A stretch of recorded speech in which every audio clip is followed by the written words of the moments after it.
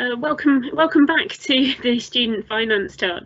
I do apologise for that issue. We're not quite sure what happened there, but the whole thing just sadly dropped out. So I will start again roughly from the beginning, but I will whiz through the first part in case anybody missed the beginning and is joining afresh on this one, so you won't have missed anything out. I am aware a few people did ask some questions on the last one as well, and I believe I can remember what they are, so I will try and cover some of those as well as we go. So funding sources, just to recap on these. So you've got Student Finance England if you qualify for student finance. So that's for UK and EU students. There are some changes to the EU students requirements due to Brexit, so do just check the website, the government website on that respect. We have funding from the University of Leicester, and we have scholarships and extra support that you can access through there. I haven't quite got to external bodies funding. I was covering a few different aspects on that as we go, so I'll definitely make sure we cover that, and funding from other sources as well. So yes, Student Finance England, if you haven't done a postgraduate degree before, you will qualify automatically. If you qualify for the finance itself, you will qualify for the master's loan. So basically, if it's your first full course at master's level, even if you have a PGCE, for example, and there are some other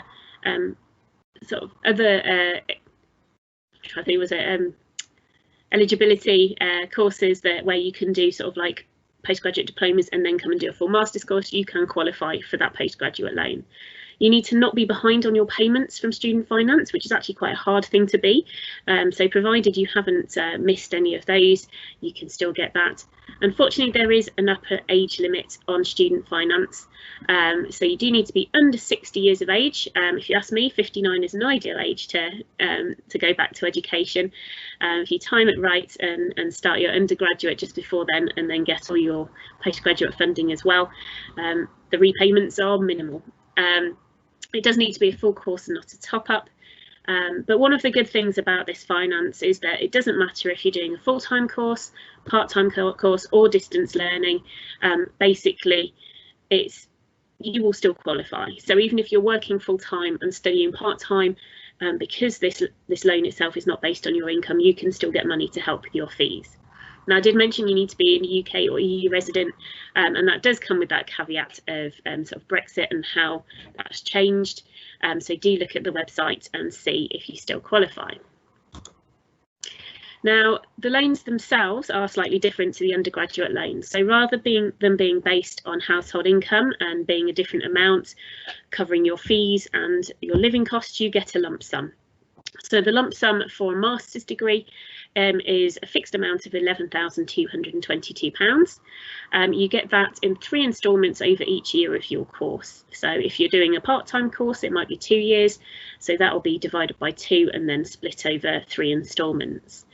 As the university understands that obviously if you're getting a master's loan, it's going to cover your fees, then your fees can be broken down into smaller instalments as well to match with this. So you shouldn't have to sort of pay your fees up front.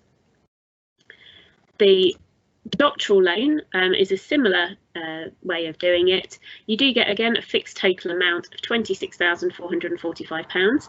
I should say, actually, these figures are last year's figures, so there might be an announcement later on in the year where those figures go up slightly. They usually change with inflation. With the doctoral loan, they look at splitting it down over the course of your PhD. So if you're full-time, they will split it down over 4 years. Now, you might think, oh, actually, but I'll get it done in 3. Actually, 4 is actually more normal, and they want to make sure that it covers all of it and you're not left short in your final year. But it's 3 instalments over each year of your course. And if you're a postgraduate, if you're a part-time student, that's over 7 years. With the doctoral loan, there is an extra caveat. If you're getting Research Council funding or studentships, stipends and some scholarships, then basically you're not going to be eligible for this.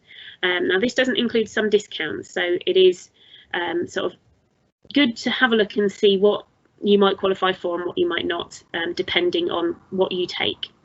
In most cases, if you're getting your fees paid and money towards your living costs, you're not going to qualify for your doctoral loan. What you can do, though, that if you don't have that funding in place, you can apply for your doctoral loan and use that, say, in your first and second year or just first year, and then apply for other funding throughout that time. So it doesn't mean that you're stuck with one. What you can't do is go back to your doctoral loan later on. Just quickly on repayments for these loans, it is based on your income once you've actually started working. So this kicks in the April after you start to after you graduate and when you stop being a student, but you're only going to repay it if you've got enough money, basically, if you're earning enough.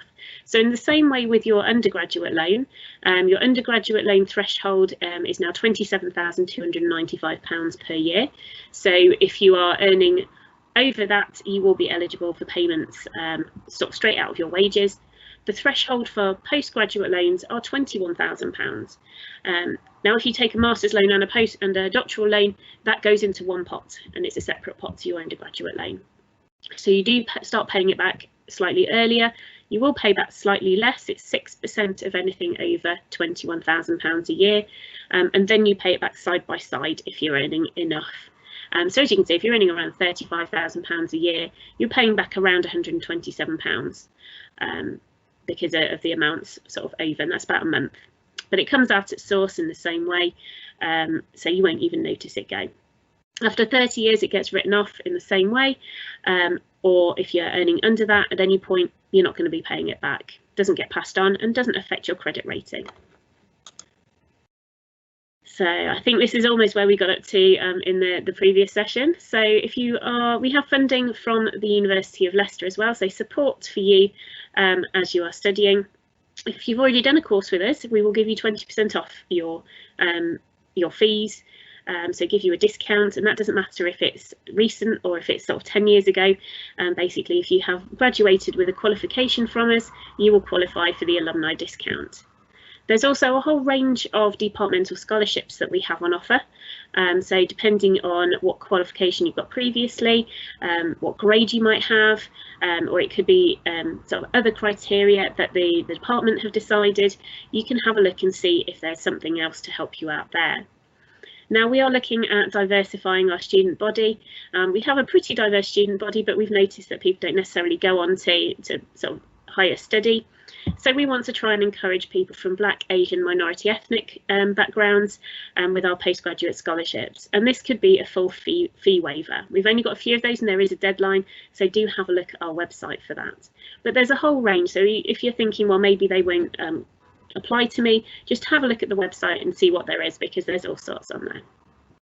We also do have a hardship fund, and on here we put it down as the last resort. With that, if you do find that something unexpected happens, that basically the hardship fund is there to help support you. So if something you hadn't planned for during your course, there's all sorts of things could happen, even if it's as simple as, you know, my washing machine broke down and it's a big outlay and I can't actually cover that, or, you know, I can't get to university because my car's broken down. You can have a look and see if the hardship fund will help you out. Our welfare team and student support will also help you out in your planning towards financing as well, so have all sorts of extra hints and tips for you. So funding from other sources, our academic departments, the funding from other sources tends to cover funding for research degrees. And you might find that academic departments have lots of information available. So if there's a specific research body that they work with, or research council, then they've got access to what's available, which it can be much more niche in your area. Alongside that, on a broader aspect, the Prospects website has funding and postgraduate study advice, and also different sources of extra funding there. And it could be that it's a couple of £100 to help you out with all sorts of things during your study, or funding trips abroad, or field work, or things like that. So it doesn't have to be directly sort of money off your fees, but it could be money towards helping you get along in your studying. With trade union professional bodies, if there's a particular professional body associated with your area, or the trade union that has supported anybody to do with your, say, your family, or if you're a former member, then you might find that they've got support there for you as well. So it is worth asking and seeing what is available on that respect.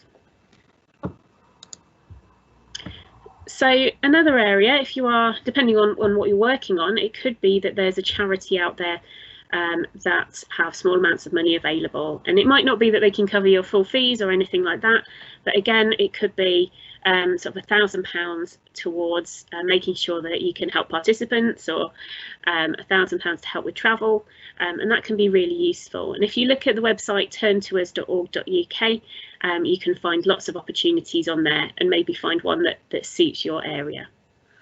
The Guide to Educational Grants is, I always think of this as a more old-fashioned way of looking for grants, is actually a book available in the library, and it's available in a lot of libraries, so always consider that one as well. Go in and have a look, and it gets updated regularly.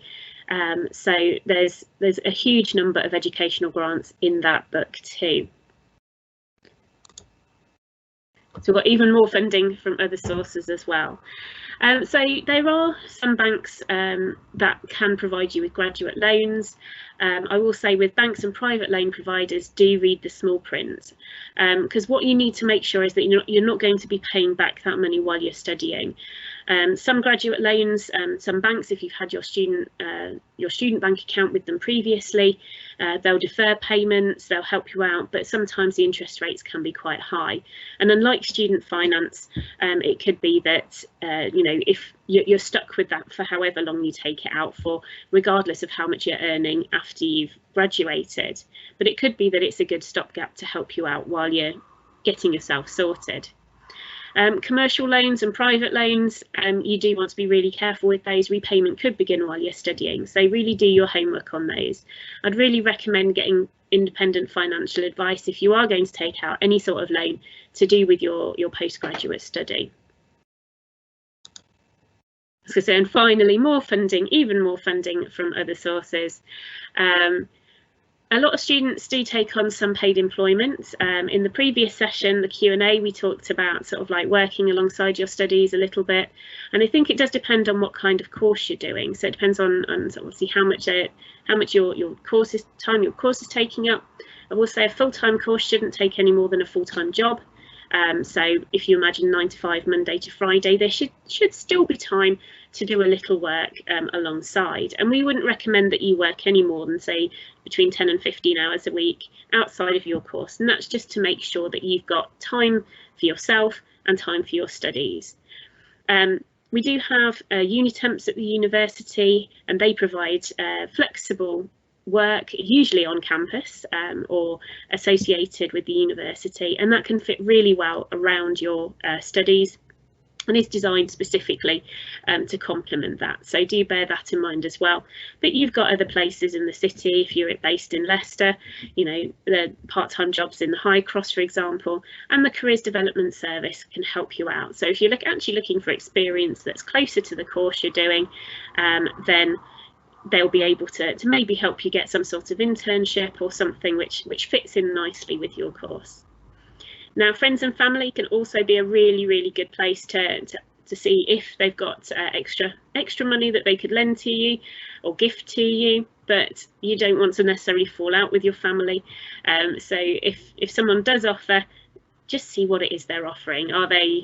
What's their repayment terms, if that's the case, because you don't want it to leave sort of any bad feelings between you. So just be clear on your obligations and what's expected. If you're working, or so if you're studying part-time, or you're a distance learning student, you may still be eligible for universal credit. Usually if you've started on universal credit and you're thinking, actually I want to come back and I want to study, it might be that this is actually going to help you out. It doesn't automatically stop if you're a part-time or distance learning student. For full-time students, if you are on a low income and you've got dependents or qualifying for sort of the disability part of universal credit, or you're supporting another adult, then it could well be that you will still get parts of your benefits through universal credit as well. The Citizens Advice can really help with this. So when you are looking at your budgets, obviously you still qualify for your loans, but just go to them and say, you know, how much would I get and how much do I need to sort of find to help support myself in this way. Spreading the cost as well. So if you are self-funding, or if you are getting a loan itself, while 50% of your fees are due at the beginning of your course, sometimes what we will ask for is just to show that you're getting your student finance, and with that then we can make a flexible payment option. So we do understand that it might be that you've got somebody helping support you through your degree, and you can basically see if you can get a flexible payment option with that to make sure that it fits in and you're not trying to find lump sums when it's not possible.